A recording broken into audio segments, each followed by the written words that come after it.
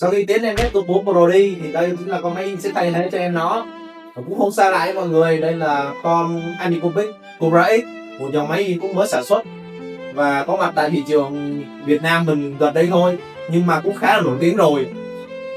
Nhiều người thì có thể là nhiều người đã so sánh là con này có thể thay thế được cho Bambulat A1 mà bản combo về cả giá thành và tốc độ in thì đều là hơn, nhưng mà dù sao thì đó là so sánh thôi.